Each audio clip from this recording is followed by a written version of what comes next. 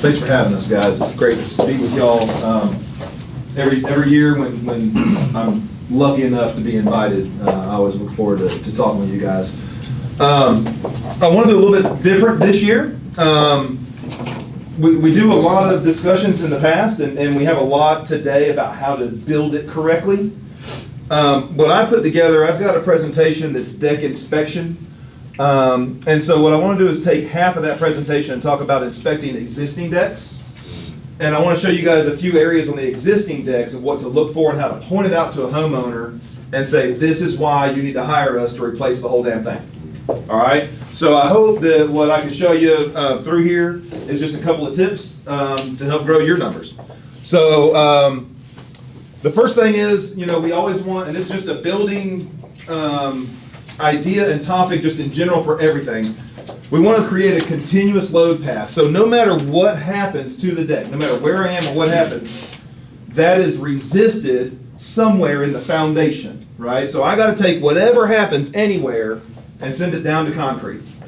All right? So on the ledger, we got to have the ledger fastened to a wall that's above the footers. We got to have these beams go down to good solid footers, right? Good concrete footers. So anything that happens on the deck has to be resisted by concrete in the ground. That's just a basic principle.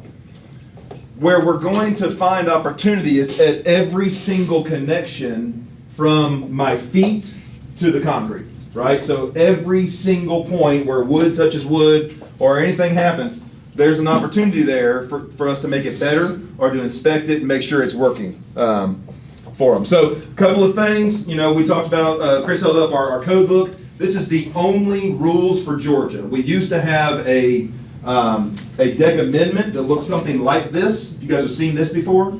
That doesn't exist anymore. January 1st of 2020, the Georgia legislature adopted the 2018 code.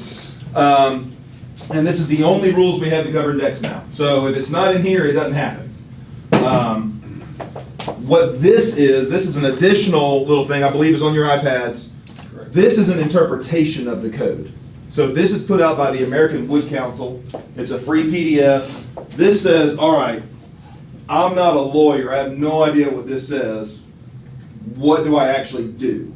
And so this can help you guys on the job site as far as prescriptive, as far as giving you direction as to what to do.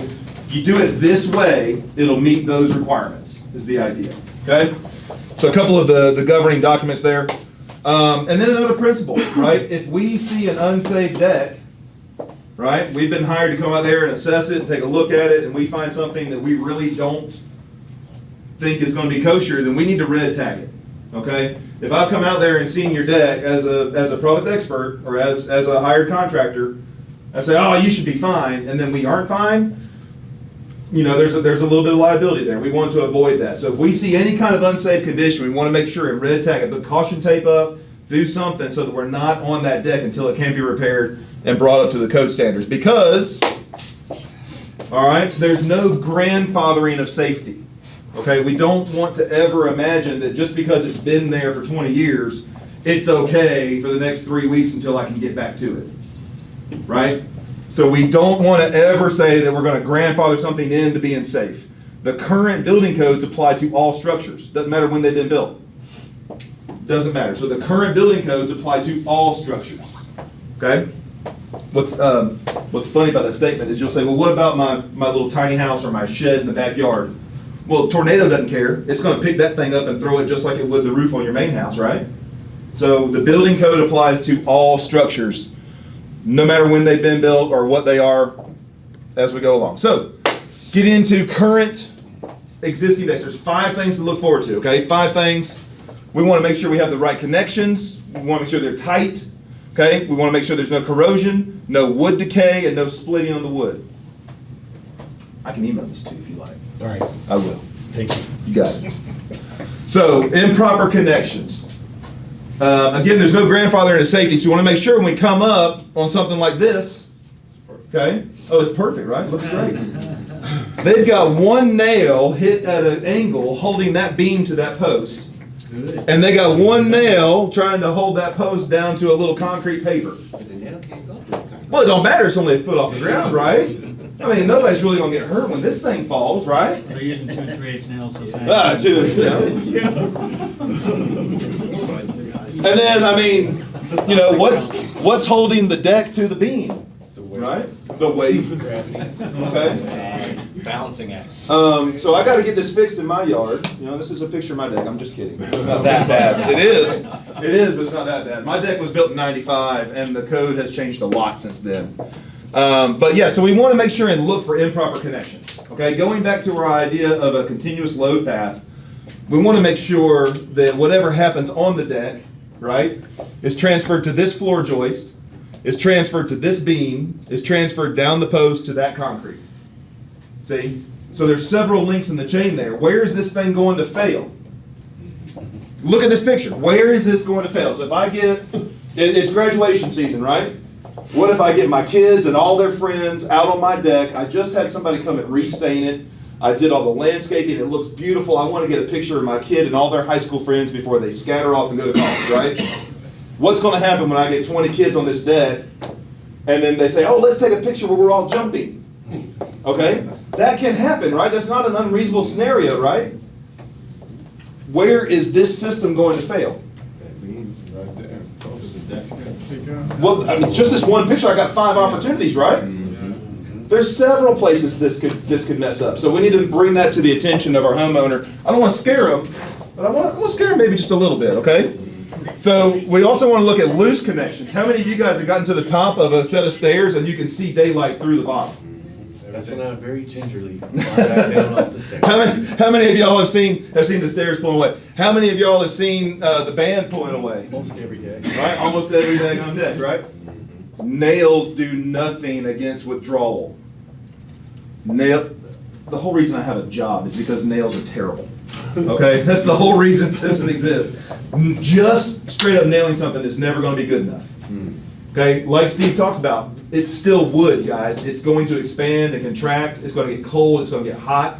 It's going to wiggle. I don't care who's on the deck. Okay? I've seen decks that are 6 weeks old with this kind of gap. Okay? And then I've seen decks that are 30 years old without this kind of gap. Okay? So we want to make sure and we want to address these things. And this is something your homeowner can look at and be like, man, I've seen that 1,000 times. Never crossed my mind how unsafe this could be. Have them count the number of nails that are holding up the entire staircase.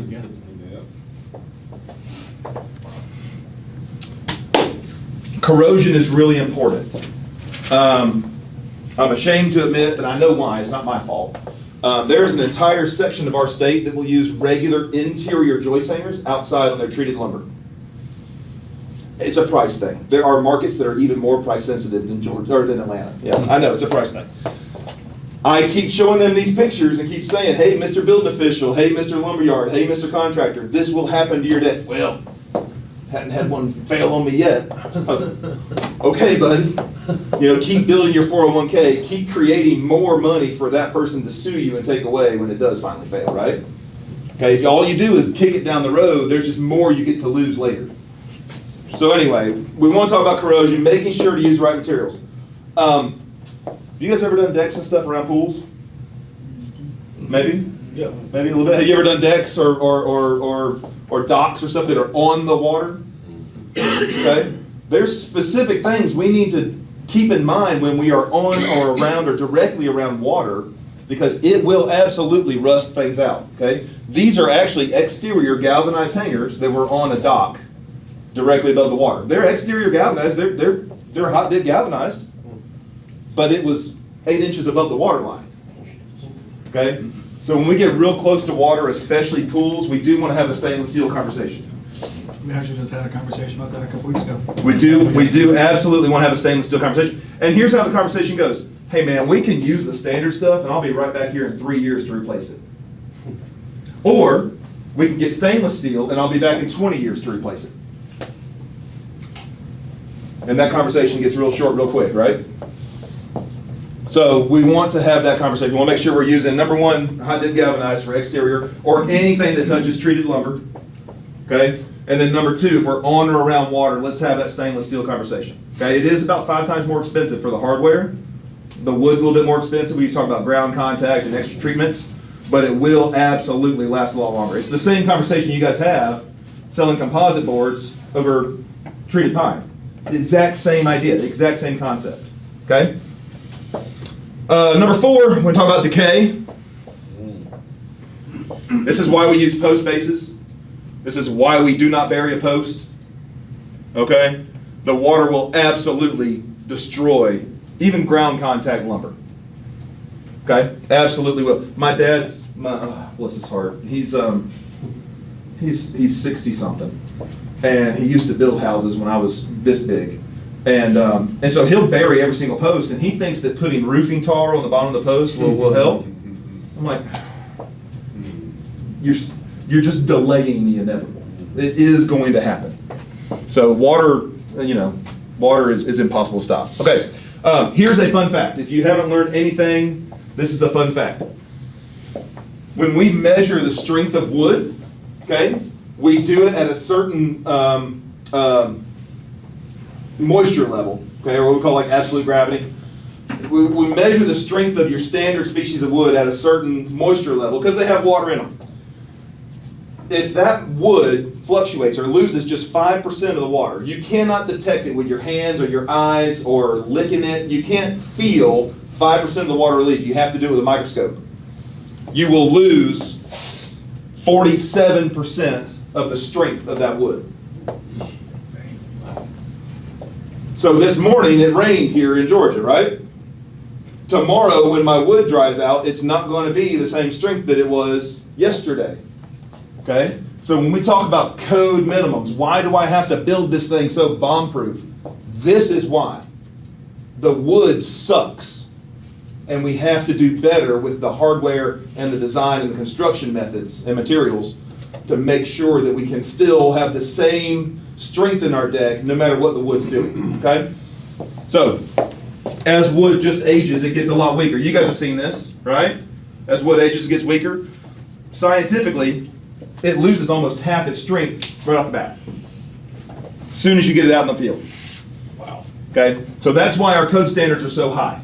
That's why we have to put so much hardware on the deck. That's why we have to use hurricane ties and post bases and everything else. It's fun, right? It is. I like that slide. Okay, rounding it off. Here we go. Coming in hot. Okay, we do want to make sure that our wood isn't splitting. A lot of places where you'll see this is where you notch a post. Okay, the reason we don't really like to notch posts is because the code technically requires us to seal that notch. We want to seal that cut edge. But it also gives us an angle where it could start to notch and start to pull away. Okay, so as we're inspecting decks, as we're looking, that's something a homeowner can look at and say, oh crap, how bad is it, right? There's already a little bad, how real bad is it, okay? Is that splitting just come from it drying? It comes from age. Just You can see, age. I don't know if you can see on the inside of this, the inside's even gray and stuff like that. That's a different species than we have here. Out west, they have to cut their wood so that the treatment will penetrate into like fur and stuff. You're gonna have to get in. So how much is too much? Because we're running into a lot of checking. That's Yep. the phrase, right? Yeah, So how much is too much? Especially in our region, there is a lot of checking. And what checking is basically when, the wood over time, from weathering, it will start to expand and contract, right? On your 6x6 posts, 4x4s, 4x6s, you'll see that happen. Depending on how bad it is, it's not gonna be a structural issue. It's more of an aesthetics issue. Now, something like this, if you have a 6x6 and it's maybe in a half an inch, you're probably gonna be okay. If you see that crack going from one side to the other, even if they're not connecting, we need to look at replacement posts. Yeah. Yeah. Yeah, and a lot of it's gonna be common sense. If there's ever a question that comes up from the homeowner or the client, you can always bring in the structural engineer. But, checking does happen, so it's not the worst case. Even if it's new, hasn't even been up long? It can still. It can happen. Yeah, because it's wood, so Yeah. it can have some. But like Steve said, if it's cracked on one side and the opposite, Is that because of its drying, or it's just? It's wood, so it's drying, Yeah. expansion, contraction. If you have, a knot that's too close to the edge, especially in a beam type application, that knot is a weak point. The knot is hard, you know how hard knots are. Mhm. The knot is hard, but the wood around it is a weak point. So if you get, moisture or whatever between that knot and that wood, Yeah. that's just causing seams. So this is what I was talking about with the notching. If we do notch, it's okay, but it's just a point of inspection. So they notched it right here, on this side so I can reach. They notched it right here, and now there's a crack coming straight down the beam, or the post from the notch, okay? So we just want to look at those things and inspect them, and then point them all out to the homeowner and say, this is why, we would recommend replacing parts of this, okay? So again, the current building code covers all structures, no matter when they were built. And so if we're going to touch it, then let's bring it up to the current code standard, limit our liability. The words has misplaced in my brain right now, but when we do notch a piece of wood, what's that product called that needs to go in there? Are you talking about What do you have to do when you seal? Whatever kind of wood sealer. Yeah, if There's I can't remember the name, but there's actually and it's green in color, believe it or not. it's green, yes. And I can't remember the name. We used to stock it and we no longer do. Because they don't inspect it. It's not It's a enforced. zinc something, I think, is what it is, but I can't remember. I can't remember either. It's not enforced. The code does say you need to do that, but it's also not enforced. Okay. Well, and let's touch on that real quick. With pressure treated wood, if you guys think about it, so you have a piece of wood, right? And they put it through the treatment process. Of course, wood is kind of like a sponge, and it brings in the treatments. So if you have something like a 6x6, the core of that 6x6 is not going to be as treated as the exterior. Does that all kind of make sense? Yeah. So when you notch or when you cut or do whatever, it's not as protected in that core than it is on the outsides. Same things with 2x4s, 2x8s, 2x10s. Best practices says, if you have a cut edge, you're supposed to reseal it. Fact of the matter is, it just doesn't happen that much.